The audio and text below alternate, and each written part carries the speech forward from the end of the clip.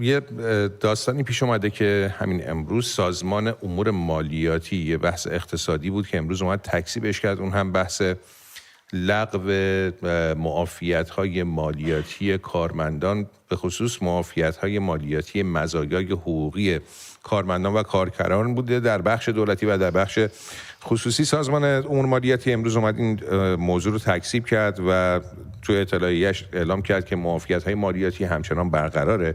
اما اصل ماجرا چی بود؟ اصل ماجرا این بود که رسانه‌های داخل، به خصوص رسانه خبرگزاری فارس، همون روز گذشته در روزهای اخیر اومدن برای اولین بار همچین یک بخشنامه‌ای رو منتشر کردن از سازمان امور مالیاتی که در اون بخشنامه ذکر شده بود که از این به بعد همه حقوق و مزایای کارمندان مشمول مالیات میشه و دیگه معافیت مالیاتی واسه واسه حقوق و مزایاشون وجود نداره، هم کارکنان بخش دولتی هم کارکنان بخش خصوصی. این موضوع خیلی شدیداً با واکنش کارمندان و کارکنان و کارگران هر دو بخش مواجه شد.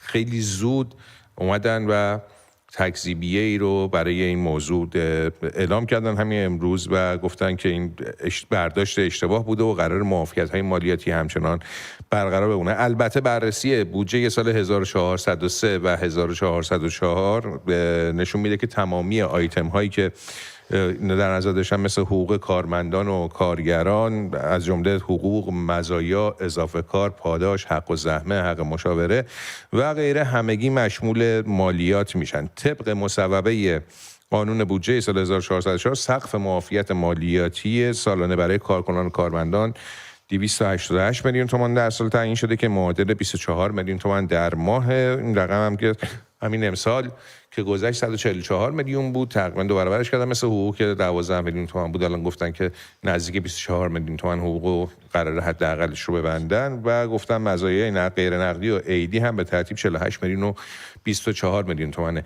اما نکته این نیست، ما می‌خوایم ببینیم پس پرده این داستان چیه، پشت این تصمیم چی هست و چرا یک خبری رو از طرف یک خبرگزاری حکومتی مثل خبرگزاری فارس منتشر میکنن و خیلی زود هم این موضوع رو بعد از که با واکنش افکار عمومی مواجه میشه تکذیبش میکنن و برمیدارن. دعوت کردم از خانم روشن کاسرکی همراه ما باشن که جواب یا پاسخ این پرسش رو از ایشون بشنویم. درود بر شما خانم کاسرکی.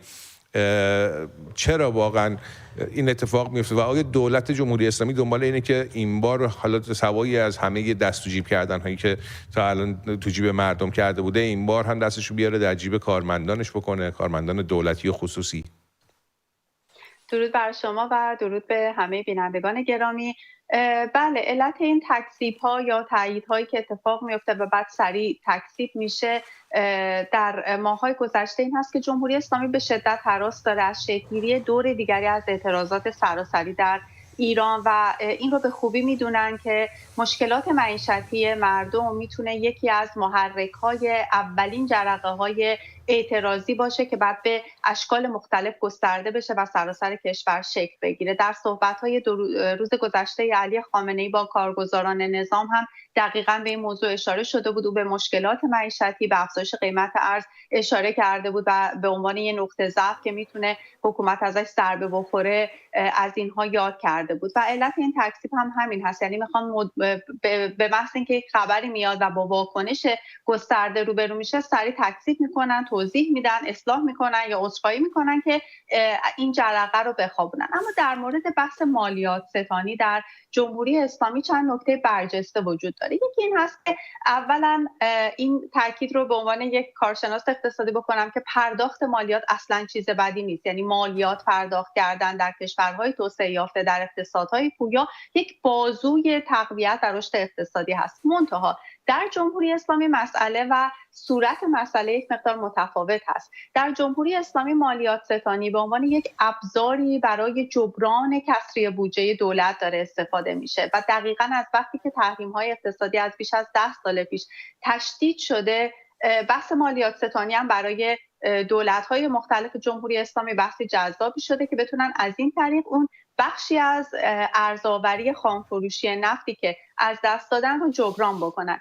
بعد در ساختاری که برای دریافت مالیات هم میان و تعیین میکنن همونطور که شما اشاره کردید دست دولت در ابتدا در جیب حقوق بگیرانه، یعنی به جای اینکه بیان اهداف این مالیات ستانی رو اقشار ثروتمند قرار بدن و سعی کنن سازوکاری رو ایجاد کنن که از اون اقشار مالیات بیشتری رو دریافت بکنن، اول میان افراد حقوق بگیر، افراد کم درآمد و کسانی که به هر حال هنوز حقوق ناچیزشون به حسابشون واریز نشده مالیات ازش کسر میشه اونها رو هدف قرار میدن و در مقابل اتفاقا اون بخشی از اقشار ثروتمند، اقشاری که اگر مالیات پرداخت کنن میتونن کمک زیادی به جبران کسری بودجه بکنن، به دلیل روابط رانتی و اون شبکه‌های فاسدی که در جمهوری اسلامی وجود داره به راحتی فرار مالیاتی میکنن.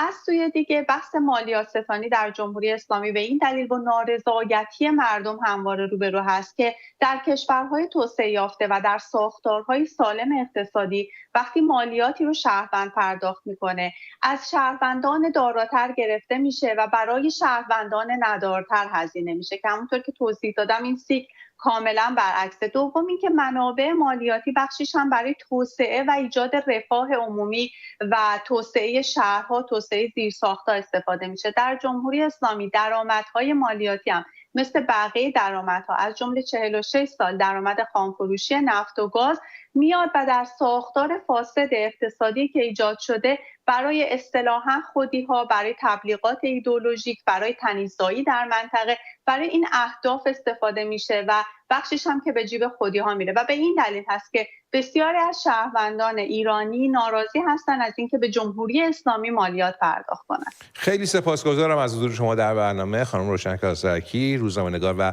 تحلیلگر اقتصادی. سپاس.